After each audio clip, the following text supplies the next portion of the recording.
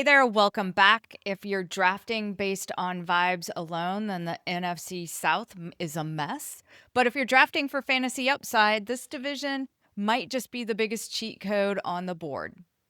Seriously, these teams are bad at defense, which gives us some value. It gives a lot of chaos, and it's perfect for fantasy football. Last year, for example, the average NFC South divisional game hit 57 and a quarter points, which is ridiculous compared to NFL average standards. That's more than 2 touchdowns above the league average. So a lot of value here.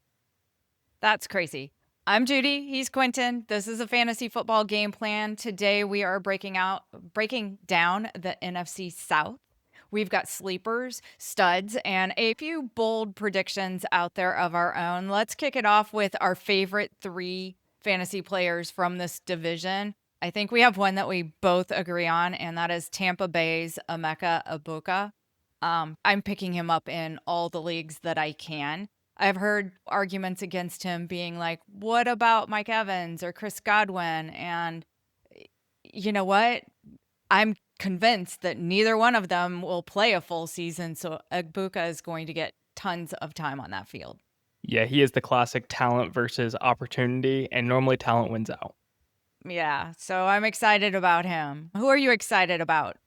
I just want to give all the listeners confidence in having London as your wide receiver one. We saw some flashes, we saw some really good games, and then we saw a very small sample size with his new quarterback, Michael Penix. So target him in drafts. I've been taking a bunch of him. He should be that elite option. We're going to argue over this one when we break down the Falcons, but I'm going to let that slide for now. Another one I've got that I don't know how high up is on your list, but based on his ADP, which is RB18 in round 5, I love Alvin Kamara, which I honestly was surprised about until I started doing the research on the New Orleans Saints. And I know they don't have a quarterback, but honestly, if they had a true quarterback, we wouldn't even be discussing this on Kamara, and he would be moving way up that list. Yeah, we still saw some value last year, so we'll see what we can get this year. All right, let's kick it off with the Falcons, where I feel like we are definitely on different sides. Yeah, so just to set the context for this team, their win total is set at 7.5. So Vegas doesn't quite believe in what they saw last year. They still have a kind of rookie with Michael Penix Jr., who only got 3 starts at the end of last season, but he did show some promise and he was trying to push the ball down the field. The offense kind of opened up what they were allowed to do at the end of the year. And one thing that helps us out too is they still struggle to find any sort of defensive identity. They invested heavily with a couple first round pass rushers, but those are rookies. They're tough to depend on, and we get the benefit of a bad defense on this team too. Yeah, that seems to be the theme in the NFC South is bad defense, and you already brought that up with the 57 point total. But if we look outside of the games against each other, then the total is under average and only 44 points, and these teams are averaging just scoring 20 points a game last year. So they struggle offensively unless they're playing each other, and then there's no defense and it all goes crazy. My problem with the Falcons starts with Raheem Morris. And he's just a coach I don't believe in. And I get this in my head a little bit that I don't believe in coaches. But if you look at his record as a head coach, and this isn't his first time at head coach, but he has 27 wins and 47 losses. And if we toss out the first year he had at Tampa Bay, where he inherited a really bad team midseason, I believe, then we'll go to 26 and 34. But he's an average coach, and I expect average from his team. So at best, this team is 8-9, 9-8, right about where they finished last year, which if we're looking at the Vegas total, that still puts me on the over. Vegas is usually really good at setting these lines, and I'm not buying into this team either, along with Vegas. They normally are pretty accurate. Raheem Morris really isn't a needle mover for me in either direction. He is more of the defensive side, and I think there's a lot of talent. It's not made sense with their draft that they hired this defensive coach, and then they don't really arm him with too much talent, and they continue to invest year over year on that offensive side of the ball with key draft picks in the past 5 years of Kyle Pitts, Drake London, and Bijan. So they really went heavy on the skills, and it does set up well for narrowing down who we're targeting for fantasy. We're not talking a lot of the secondary options, but we see such a high target share and usage for Bijan and London, and even kind of Mooney because they run enough 3 wide receiver sets that I think we can have a lot of confidence in drafting those pieces with that bad defense. They might not get wins, but they're still going to be fun football like they had last year. Okay, let's talk about fun football. Let's start with Bijan. Last year, first 8 games of the season, he rushed for an average of 68 yards a game and 4.3 targets a game. In the last 9 games of last year, when Cousins was hurt and Penix was in, he averaged rushing 101 yards a game, and the targets dropped down to 4.1.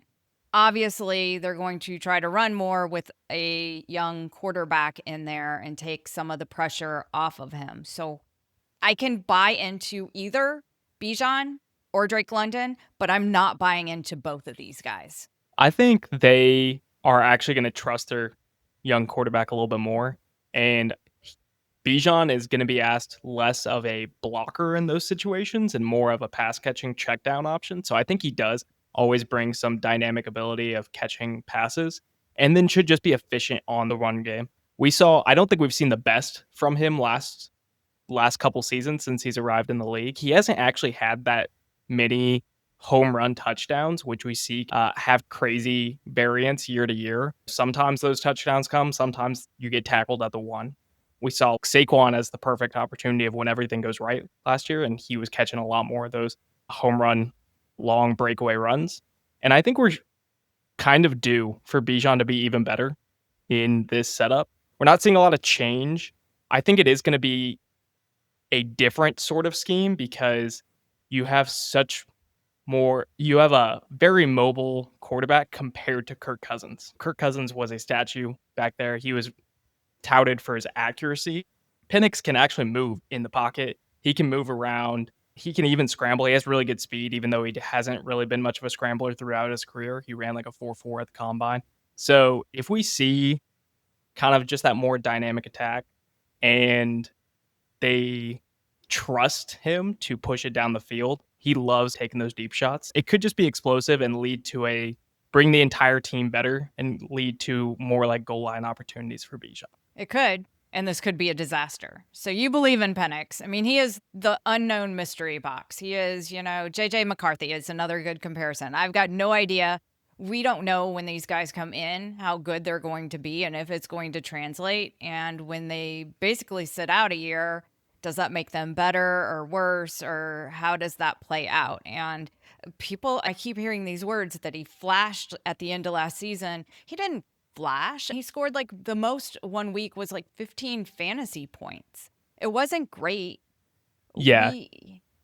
It was very average. And I can see very average play going right back to Kirk Cousins if they truly want to win this year. I didn't realize how injured Kirk Cousins was during the middle to late season when they didn't pull him and they let him play hurt. And then eventually they're like, oh, we just have to pull this guy. And they let Penix have the job. But how long, if it's not translating, do you go back to Cousins? You spend a whole lot of money on him. Why wouldn't you want to try to get some wins out of him? Yeah, they did spend a lot, but he obviously wasn't their future. They still spent a first-round pick on Penix last year, and he was set up as he was going to eventually take over the job. That was the promise. Yes. Yeah. And while it was a very small sample size, we just had those 3 games, I think they still averaged around like 35 points. Their offense wasn't the problem in those final few weeks. He is a pocket passer, so I don't expect him to be the best as like a fantasy option, but I'm excited for what he can bring to the offense. Throughout college, he was really good at IU. He transferred to Washington, and they made a college football playoff run. And I think he also just elevates the talent. Like when we look at that Washington team, a lot of people said, well, the wide receivers are so good. You have Odunze, Jalen Polk, Jalen McMillan, who we'll talk about later. And none of those have fully delivered on their promise that they were drafted on. for their own individual teams, Jalen Polk might be cut from the Patriots this year. Yeah. So I do kind of view that as a feather in his cap that maybe he is good enough to elevate the talent around him. I feel like the plan with the way they paid Cousins was for him to have a couple, maybe even 3 years to digest the NFL before jumping in, and maybe he could be a backup in a game or two. I have to wonder if he's on a short leash here. Yeah, Anyhow, we'll also see with training camp going on if there's any significant like QB injuries. I think the Falcons would really try to trade away Kirk Cousins and his contract to a QB I needy team if they can. they'd have to eat some of that money, I'm sure, to get someone Yeah, I'm else to sure. take it. They way overpaid. All right, so tell me about personnel. What does this team like to run? I think you already Um, mentioned it, but we're going to throw up the personnel chart here and remind me one more time how this chart works since we haven't done that in a few episodes. yes. So it is mainly 11 personnel. 11 personnel means there's one running back, the first number, and then one tight end on the field, the second number, and only kind of a complementary with 12 personnel, but they actually ran 11 personnel at the highest rate in the entire league last year. That means there's 3 wide receivers on those sets. So that means that Drake London, Darnell Mooney, and even Ray McLeod are going to see a lot of snaps in this offense. I don't think that's really going to change. They've told us that's their attack. Yeah, they didn't go out taking lots of wide receivers, so it's funny because if you told me that they had extra wide receivers, I wouldn't have known. So hopefully they all stay healthy, and that is definitely one of their risks in this offense is the depth and lack of it, Yeah, absolutely. except at quarterback, which is funny because we'll get to some other teams that they have depth everywhere else but quarterback. Let's go ahead and move on. We've been discussing this team for a while, so let's move on to the target share quickly. We haven't even talked about Kyle Pitts, who is almost going undrafted. And I think like 2 or 3 years ago, we were taking Kyle Pitts Yeah. third He used, round in yeah. drafts. After his rookie season, when he had the 1,000 yards, he was going around the third round and everyone was bought in. But their target share is interesting. And I really didn't realize until looking back on the last year's data of how dominant Drake London was. He saw a 27.9 target share, which was one of the highest in the leagues. So he is that go to option. And they don't have a lot of depth behind him, like you were mentioning. Darnell Mooney's already dealing with an injury in training camp. There's Cardell Hodge, but I think a lot of it would go more towards Bijan and Kyle Pitts as like the checkdowns in that offense and really just use like the backup wide receivers as clear out routes. Like you're talking, Kyle Pitts is at tight end 17. Are you willing to go back to Kyle Pitts at an ADP of 150? I'm not.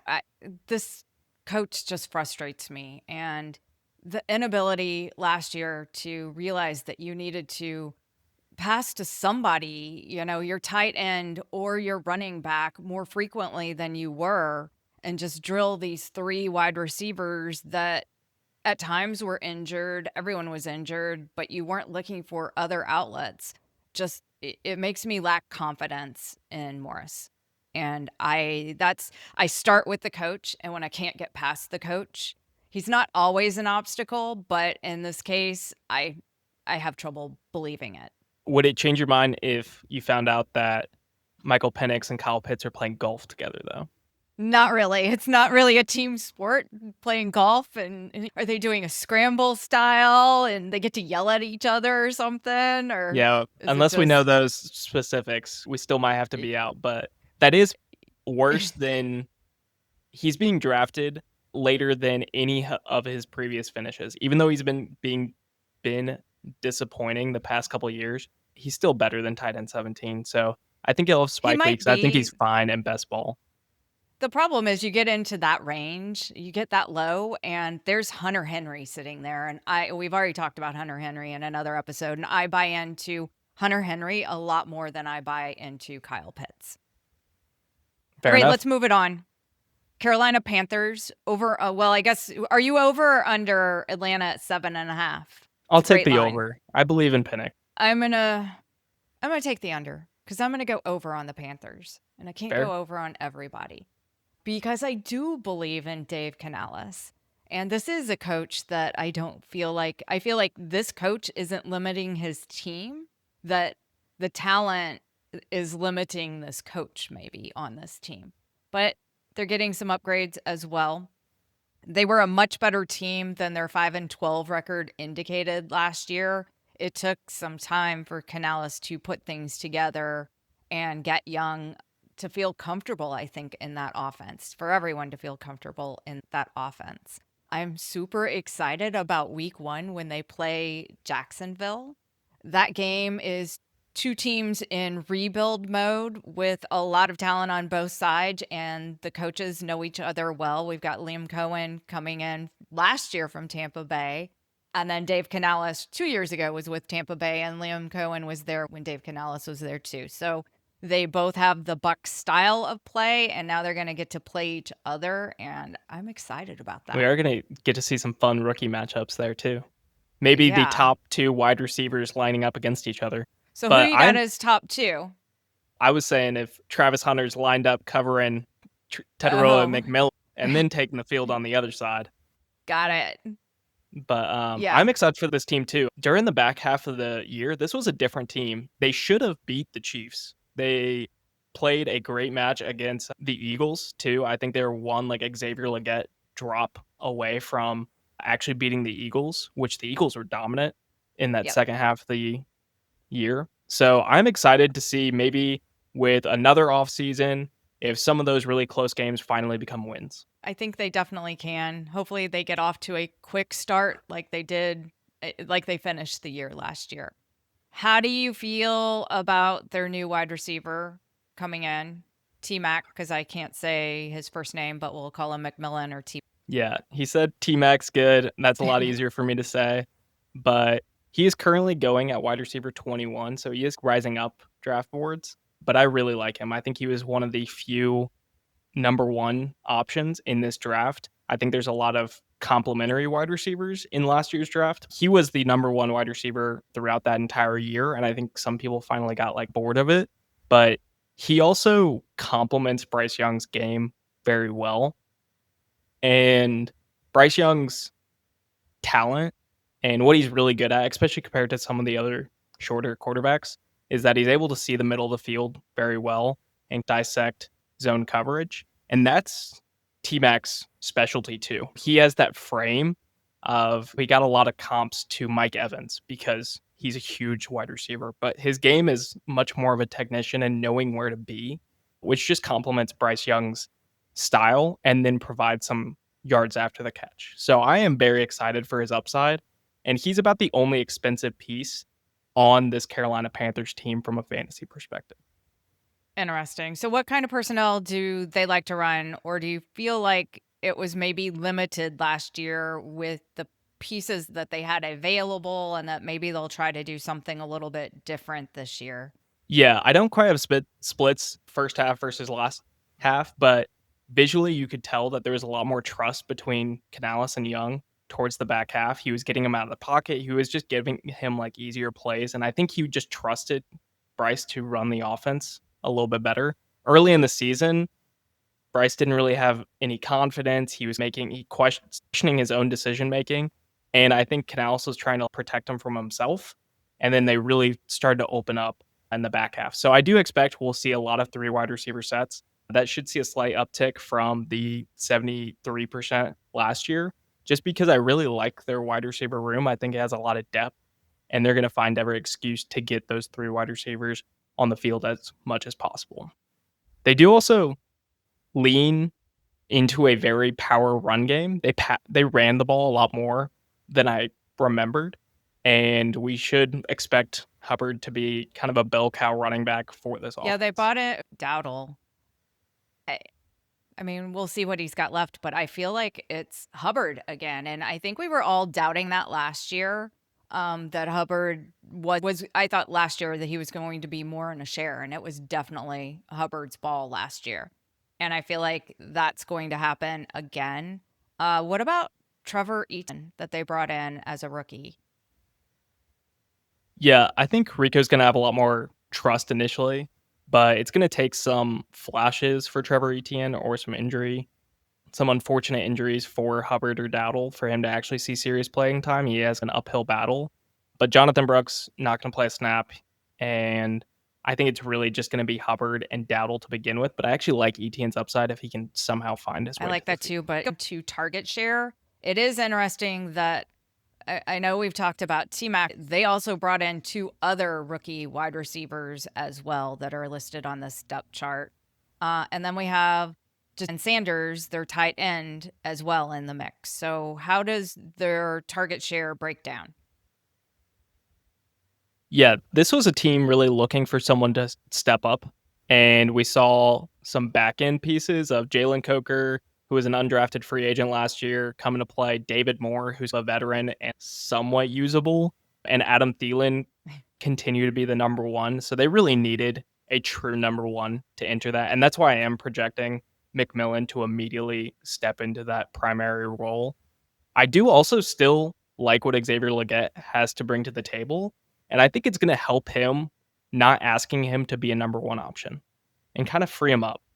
And so I think he still has a lot of after the catch ability. And if you set him up and if you get him those easier matchups, we were boots on the ground the other week. We got to see some Yep. Carolina play when they were doing their fan fest, and Xavier Legette made it look easy. Of once he has the ball in space, he can take it the I have to distance. think that he won. And so bringing in someone else at that wide receiver one, it has to make you play better, I would think, because you want the ball too. You want to participate in this team, and it's going to take pressure off of him if there's actually somebody else on the field that the defenses have to cover. I I'm in a really strong situation, and I don't mind taking him in drafts. I don't like where T-Mac's going as high as he's going, and Legette's really falling because it's the Panthers, and so I'm a lot happier picking up Legette at his price than I am going with McMillan. I view Legette very similar to last year Quentin Johnston of he wasn't what people wanted him to be his rookie year, and therefore he was discarded going into his second year when he's still a young player, still has plenty of room to Mhm. develop, and should benefit from another And wide then we just receiver have core. Adam Thielen that hangs around. He's gonna have his big game, I'm sure, and we're gonna all be going, "What the heck?" You also got Hunter Renfrow Yeah, making that's a true. back to the NFL, so that should be fun. Really, the last note on this team is Sanders. I've been stashing with some of my last picks as my tight end 3 in best ball drafts because he did show some flashes as a rookie. He had almost like 400 yards, and Tommy Tremble is currently out with a back injury. So he's been getting the buzz through training camp. So a name to keep an eye out for and a stash option very All late right, into so draft. we're gonna hide in discussion. You just made a case for Sanders. Pitts or Standers? You only get one late in the draft. Who do you want? I'll Oh, still take Pitts. Sanders is still a long shot, but he okay, costs nothing. fair enough. Let's move on. Well, wins for the Panthers. I'm join I'm joining you on the over for the Panthers. I think some of those close games will finally I go think the so other way too. for them. Tampa Bay, division winning Tampa over under 9.5. Uh, they get a coordinator because the offensive coordinator also became a head coach. They're just like, producing head coaches at Tampa Bay with their offensive coordinator.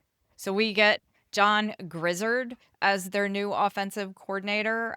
He was there last year as well in Tampa Bay. He was pass game coordinator, so he's not totally new to this offense. He was definitely a big part of it already. And prior to that, he was with the Dolphins for 7 years. I don't know that we see why would we change it. Yeah, it's continued to click throughout the years, regardless of who's been the play caller. And honestly, I think at this point, it's an annual tradition for Baker Mayfield to meet his new offensive coordinator because he's had a new play caller about every single year he's been in the league. So change is the one thing that's been constant for Baker, and he continues to produce, especially in That's the Tampa Bay amazing. scheme. On running backs, we Bucky Irving and Rashad White. Um, I was surprised when I researched the data on these two. Irving rushed for 11, just over 1,100 last year, and White 600 yards, and then they were basically equal on their passing yards. They each had 392 and 393. Um, However, 6 receiving touchdowns, but all of those went to Rachaad White. Do you think that Interesting. maybe, yeah, we didn't have Bucky getting a receiving touchdown? Yeah, I'm saying Rachaad White kind of being phased out of this offense this year. And last year, that was kind of my hope and why I was higher on Bucky Irving was just we had so much evidence that Rachaad White was an inefficient back, and a new face in there was going to benefit this offense. So I think we'll continue that. We even saw Sean Tucker get into the mix last year, and this scheme just produced really valuable running backs regardless of who was in It the did. So backfield. let's talk about their personnel that they like to run, because it seems like with all of their running backs and their tight end usage that they do like having. We saw it last year. They love having two running backs on the field, or that's what I thought they did. Yeah, they use it about 6% of the time, but they were swapping in their running backs in and out. And partly, I think some of this personnel data is a little skewed to due to all of the wide receiver injuries they had last year. Godwin suffered a gruesome injury, and he was banged up a couple times before that too. And then we saw Mike Evans banged up, miss a few games. So at some points, they were really leaning on their tight ends to step up in the passing game and playing both Kate Auden and Payne Durham. So I expect a little bit less 12 personnel as long as the wide receiver group's healthy and a little bit more of the 11 personnel, probably getting up to the like 75% and really highlighting their young wide receivers. And then if Godwin's able to get healthy, him and Mike Evans as Yeah, well. the jury's still out on Chris Godwin. He had the initial surgery last year when he had the injury, and then he had to go through a second surgery this year. He's already on the pup list. I'm not holding my breath that he's the season. I kind of look at it and that I'm giving Emeka Buka such a push up in this offense is I kind of view Godwin and Evans to cover as one. Between the two of them, I might get 17 games out of the two players. And then, I've got, Yeah, and I don't know that they'll ever see the field together. I don't know that Ibuka will ever be that third wide receiver with Evans and Godwin, because by the time we get Godwin back, we might be losing Evans. it was kind of a surprise they took Agbuka because you didn't look at this roster and say that wide receiver was a need for them, but they were just very high on him. And this was a player that across the NFL, everyone was impressed by his work ethic and everyone spoke to his character and just what he brought to the team, besides being a great wide It def- receiver. yeah. I do wonder how would McMillan, can he make another step up as well from his it was his rookie year, wasn't it? It was his rookie year, and Jalen McMillan is forgotten in this year's draft. Egbuka, there is a lot of ongoing hype around him. He's getting a lot of buzz in training camp, but Jalen McMillan is wide receiver 70 right now, and he saw so many boom games at the end of last season. He had a crazy touchdown rate, so maybe that comes down a little, but he should just naturally progress from year one into year two. So I think wide receiver 70 is way too cheap, especially for like you were saying, we don't know how many games Evans and Godwin are going to combine No, for. and that are on winning teams. And we've already highlighted how this division can score points, especially against each other. So you get all of those games against each other that are even higher scoring. And then this is the team that's probably going to win this division again, in my opinion. I don't see making that big jump to win the division. I think this is Tampa Bay's to lose. You like taking players on the winning I teams better agree. than the teams that don't win? Yeah, until proven differently. And the true value in this Bucks team is what we saw last year of their depth. I think some of their top end options are valued at their ceiling. Like I'm staying away from Bucky Irving at running back 9. It was a fun year last year, but running back 9 is a really tough price, and we already saw him get banged up with a heavy workload last year. Mike Evans at wide receiver 20. The streak is on the line, so maybe he somehow finds another way to get to 1,000 yards, but it's going to be an uphill battle. I'm kind of leaning more on the depth of like Ibuka or even taking shots at Rashad White and Sean Tucker and Jalen McMillan later in the draft. I like the I do depth too. of this team. I think you had made the comparison with the Falcons to the Bengals, but this team feels like the Bengals to me. The same situation where they can put up their 30 points and they need to put up their 30 points. And I just like the buzz that they bring. Yeah, their offense is fun, but I think it's a lot less predictable than the Bengals. So 9.5 over under. They get the benefit of playing this 6 games against the rest of the NFC South, so I'm going to take the over. They may even get 11 or 12. Let's talk about who's probably going to be in the cellar of this division, and that's the New Orleans Saints. And their over and under is 5.5. I feel like that's pretty fair. I was definitely on the under side of this until doing a little bit more research. And like I said, I love buying into a coach, and Kellen Moore is taking over as head coach and the offensive coordinator. He's going to be responsible for the play calling on the offense. Last year was the offensive coordinator for the Eagles and took them to the Super Bowl and produced that amazing year for Saquon Barkley. I wasn't buying into Alvin Kamara, but now I am. Where are you on Kamara? I feel like Kellen Moore is going to try to get him the ball. Last year was Kamara's best rushing year with 950 yards. Can he break 1,000 yards this year with Kellen Moore? I like Kamara, but more from the passing game work. So Kellen Moore's previous stops were for the Los Angeles Chargers and the Dallas Cowboys, and he was dramatically different versus his time in the Eagles. I think in the time in the Eagles, he was more with Nick Sirianni and it's like, we're running the offense this way Yeah. and went with the Eagles way. But his time with the Chargers and the Cowboys, he showed a very like high pace of play, spread offense, dynamic passing attack. So it is kind of weird of which version are we going to get? The lean heavy on the run or the dynamic high pace passing attack. So I think he's going to kind of revert to his old ways and now he is the head coach, he is the offensive coordinator, he has full control and he's going to go back to his way of calling the plays. But Alvin Kamara is going to be involved in everything the Saints do, passing, running. He's going to be a focal point of it. If there was anyone else at quarterback, I don't think we would even be moving Kamara down the list like we have been on these fantasy drafts. I think he would be up at the top and everyone believing in this team.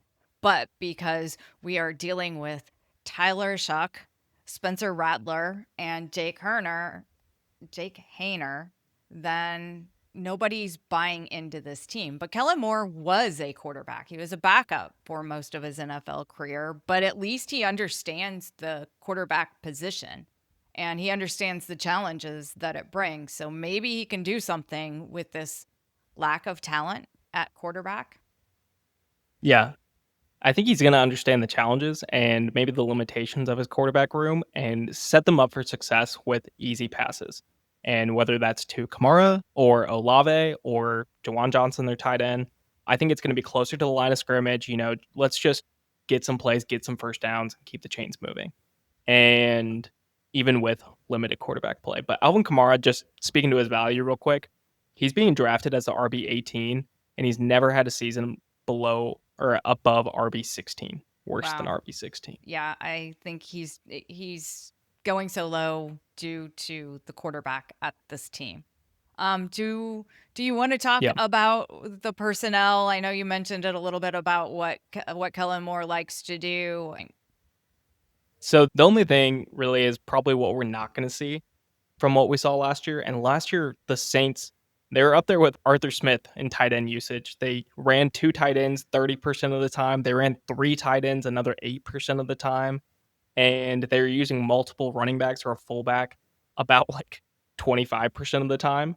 So there was very limited opportunities where there were 3 wide receiver sets. I think under Kellen Moore, the 3 wide receivers will probably go to around league average, and we're going to see a lot less of those multi tight end sets. The days of Taysom Hill look to be over. He tore his ACL last year and he's 35 years old, which I had no idea he was that old until I looked. So coming back from that ACL tear will be extremely difficult for him. The ACL tear was suffered on December 1st, week 13 last year, and he's already on the PUP list. He may not make a return, so the days of him playing quarterback look to be gone. Let's go ahead and move into the wide receivers. We have Brandon Cooks coming in, but other than that, no one new in this wide receiver room. Yeah, not a lot of change. And what we saw last year was Kamara was actually their top target in this offense. And maybe that changes if Chris Olave is actually able to play 17 games, but he does carry significant injury risk. He's had multiple concussions since he entered the league, and that held him out a majority of the season last year. So he really wasn't able to get fully involved. If he's fully healthy, he is tremendously talented and can help those easy passes for the quarterback and just to keep the chains moving. But I'm really avoiding him unless he falls to me in a draft. I'm fine being the person if Olave falls and slides like 10 draft spots. He's already at ADP 63. If he falls into the 70s, then I'm fine. He's talented enough for the upside. Are you taking any Olave I in your have not been. drafts? I've honestly been avoiding this whole team. But after the research, I'm buying back into Alvin Kamara, but that's probably where my buy-in ends. Fair. And the only other point with kind of the value is right now Tyler Shough, the second round rookie quarterback, is being drafted like he is the starting quarterback for this team when actually Spencer Rattler, the second year, is taking all the snaps with the ones. So right now it looks like it's going to be Rattler. If you're in best ball drafts, Tyler Shough has been locked in since the NFL draft as the starter, and it's a good way to get different. Take a chance in round 20. Yeah, if you already found your way with Olave or Kamara, What about then Rashid Shaheed? He always would pop up, in DFS last year. Are you putting him anywhere on this team? And can he be relevant? I haven't found myself taking too much Shaheed. He seems to be going earlier than other wide receivers with his archetype. So he is really only good for those bomb plays and when he's involved with a 40-yard touchdown and he pops up for those spike weeks. So he's really good for daily fantasy. And maybe the games when they play the NFC South, I'm going to use Shaheed. I can also get a similar skill set with guys like Marvin Mims or Alec Pierce way later in best Sounds ball. good. Well, that wraps up our look at the NFC South, the division nobody's talking about, but you should probably be drafting from. Make sure to subscribe, drop a comment, and let us know what you think of the NFC South and where you have these teams going, and if you're over or under on them, particularly the Falcons. Who's right? Am I right or is Quinten right on the Falcons? I've got the under, he's on the over. Women's leagues at Fangirl Football are now forming, so come over and join and play with us. Next, we're going to be doing the NFC East, where the race for the division crown is wide open, and we'll debate those teams as well. If you missed our AFC breakdowns, go back and check those out. They're packed with lots of insight and hot takes. Until next time, this is the Fantasy Football Game Plan, and let's play smart.